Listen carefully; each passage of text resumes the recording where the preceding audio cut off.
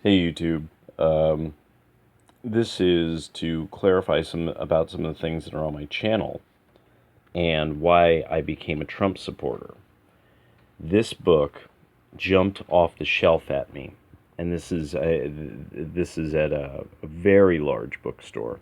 I was trying to find libertarian writers, and I thought I recognized this man's name, so I started looking at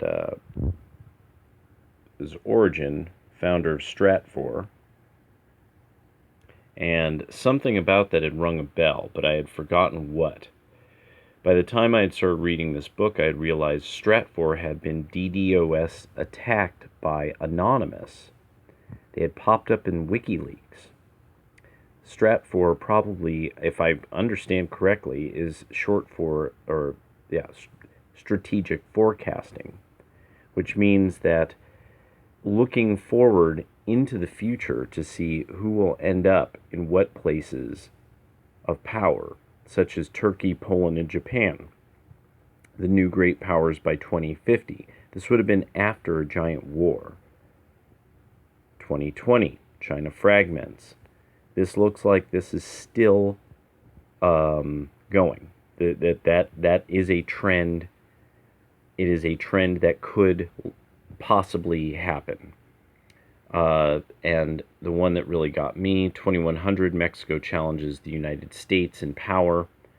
That is something that, if the wall is built, we could forestall this. We can actually, Mexico can become a power beside the United States, but we'll have to stabilize Mexico through, and this is one of the only means by which we could do it, is defensively.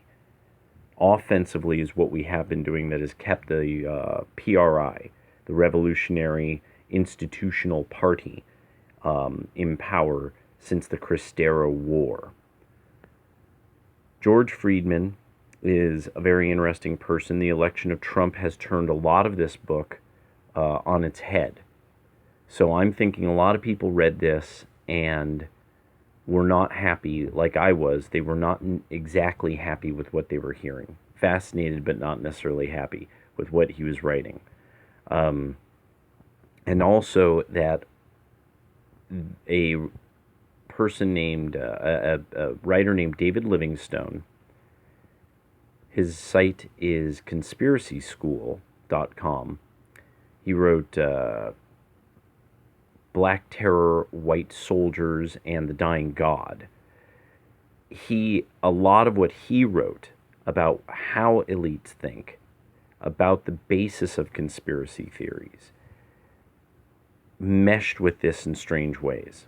It meshed with this concept of Eurasianism versus other ideologies and syncretism as a way of governing the world or governing nation states, and it's looking like Eurasianism and syncretism are coming to the fore with Russia. You could find out more about that by looking at the Center for Syncretic Studies, and also Alexander Dugin's think tank, the Katehon, K-A-T-E-H-O-N think tank.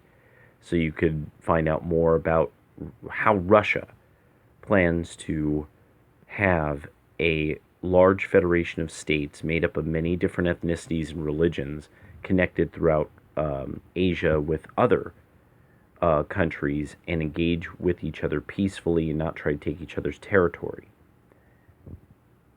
Tough row to hoe. So, just want to point this book out because it is kind of handy. At least half of it will be fantastic, just so you understand the reason why deep water ports are important, the water power, fundamentally, the concept of water power, and just a number of different things in history that, like, examples of major military changes, because the changes in capacity to manipulate water power. All right, well, take care.